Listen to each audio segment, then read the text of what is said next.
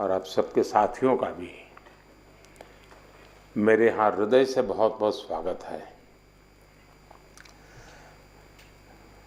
मैंने जिस उमंग से आपको पेरिस के लिए विदाई दी थी, उतने ही उमंग से मैं आज आपका फिर से स्वागत कर रहा हूं।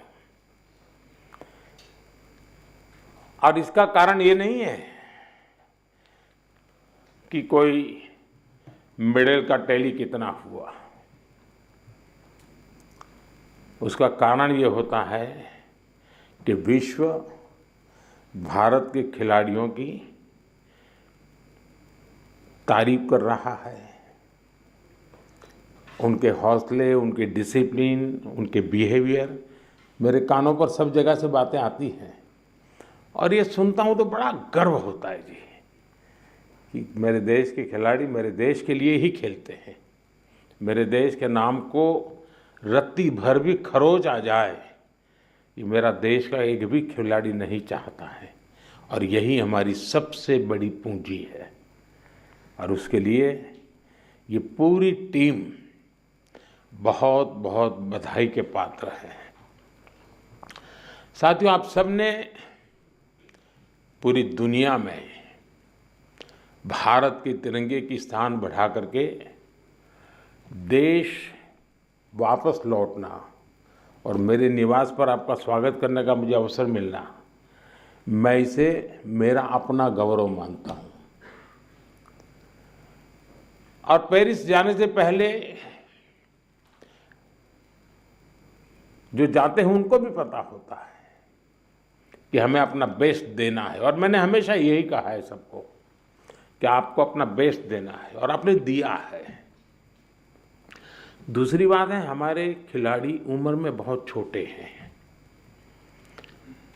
और अभी से ये अनुभव मिला है तो आगे हमारे पास एक लंबी समय है अधिक अचीव करने का और वो आप जरूर करेंगे। इस अनुभव का लाभ देश को मिलेगा। साथियों, पेरिस ओलंपिक्स भारत के लिए कई मायनों में ऐतिहासिक रहा है। इस ओलंपिक्स में देश के लिए जो रिकॉर्ड्स बने वो देश के कोटि कोटि नौजवानों को प्रेरणा देंगे। आप देखिए, ओलंपिक्स के करीब 125 साल के इतिहास में ये मनु हमारी पहली बेटी ऐसी हैं जिसने भारतीय खिलाड़ी के रूप में इंडिविजुअल इवेंट में 2 मेडल जीते हैं।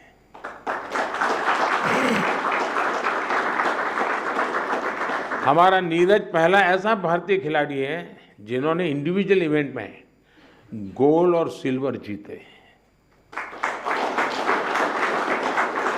हॉकी में भारत ने 52 साल बाद लगातार 2 बार मेडल जीते कंटिन्यूसली।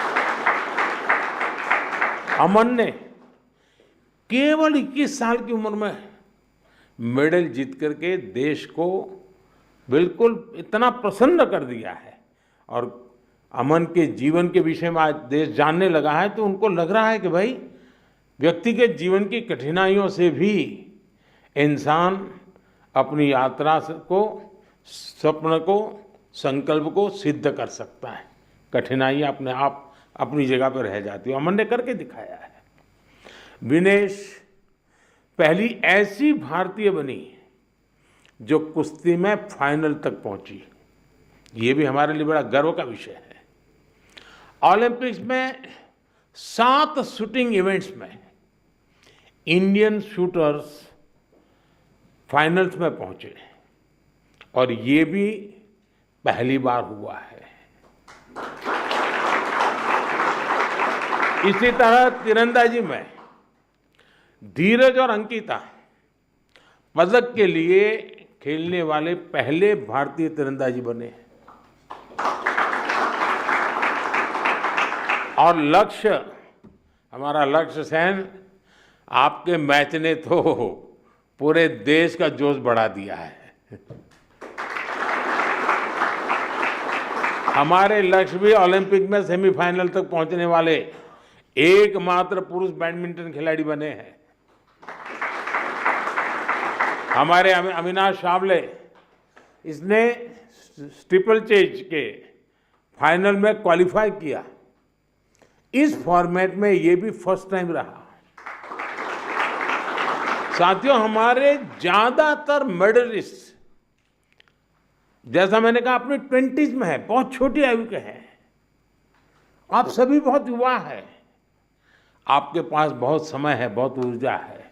और ये भी सही है कि टोक्यो के और पेरिस के बीच में नॉर्मली 4 साल का समय रहता है, इस बार 3 साल का ही समय था।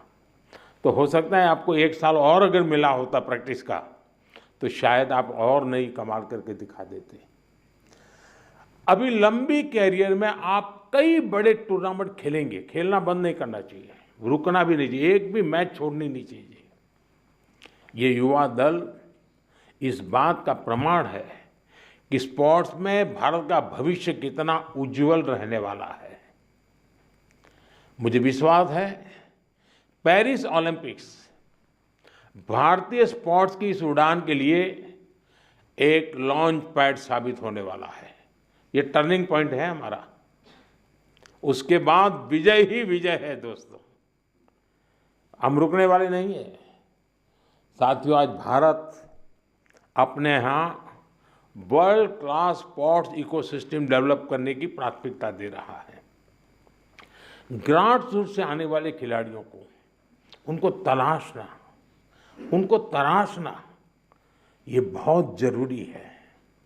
हमने गांव-गांव, शहर-शहर से युवा प्रतिभाओं को आगे बढ़ाने के लिए खेलो इंडिया मुहिम शुरू की। और मुझे खुशी है कि खेलो इंडिया से निकले 28 खिलाड़ी इस ओलंपिक समूह का हिस्सा बने हैं।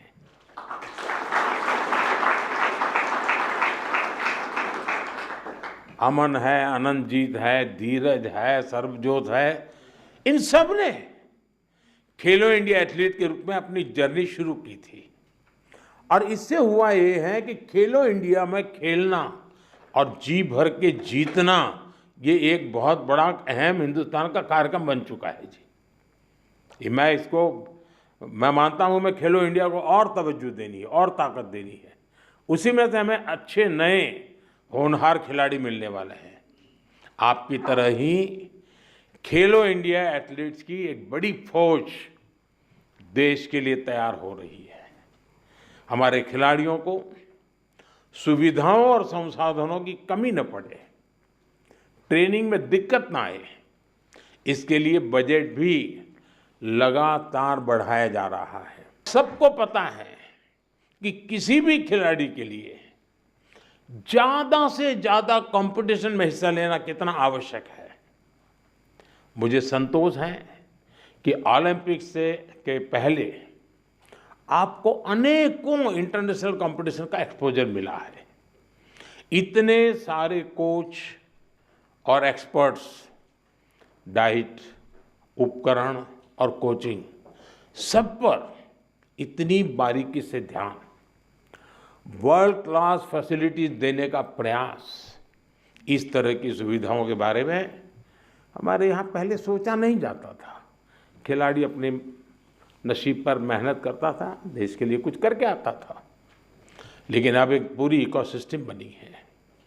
ये केवल स्पोर्ट्स में देश की नीतियों का बदलाव है, इतना ही नहीं है, ये उस भरोसे का प्रतीक भी है जो देश अब अपनी युवा पीढ़ी पर बहुत ज़्यादा भरोसा करता है, उसकी अभिव्यक्ति है। साथियों, आप सब देश के युवाओं के लिए बहुत बड़ी प्रेरणा है। मैं मानता हूं आप में से हर किसी के बारे में देश को, देश के युवाओं को ज़्यादा से ज़्यादा जानना चाहिए। यहाँ भी मेरी इच्छा है कि मैं हर किसी का नाम लेकर उसकी चर्चा करूं।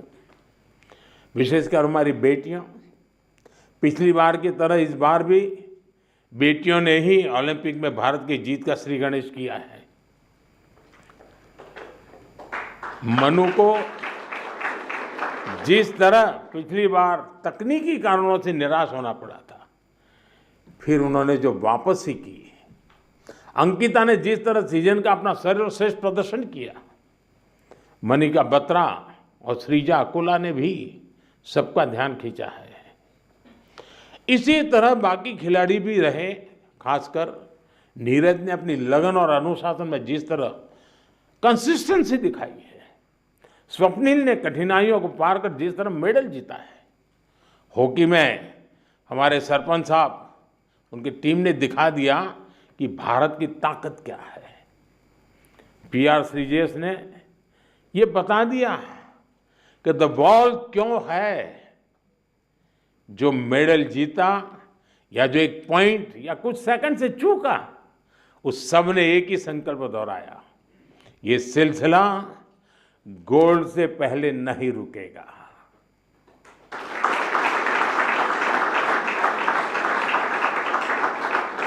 मैं मानता हूं इससे देश के युवाओं को बहुत कुछ सीखने को मिलेगा।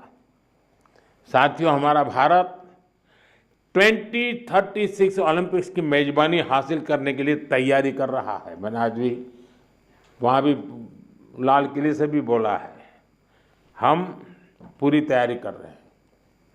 ऐसे में कई ऐसे एथलीट्स जो पिछले ओलंपिक्स में भी खेल चुके हैं, उनके इनपुट बहुत महत्वपूर्ण है। आपने वहाँ बहुत कुछ ऑब्जर्व किया होगा, बहुत कुछ देखा होगा।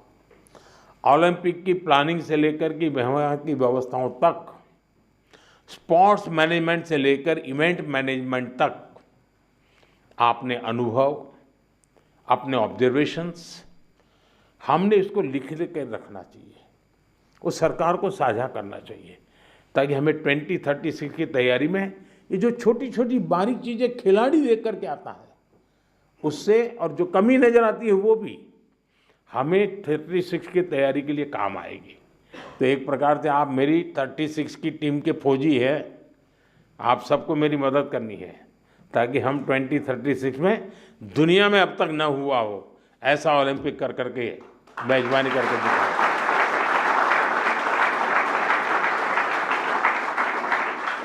मैं चाहूँगा कि खेल मंत्रालय इसके लिए एक ड्राफ्ट बनाए और सभी खिलाड़ियों से उनके डिटेल में फीडबैक लें, उनके सुझाव लें, तो हम जरूर तैयारी अच्छी तरह कर पाएंगे।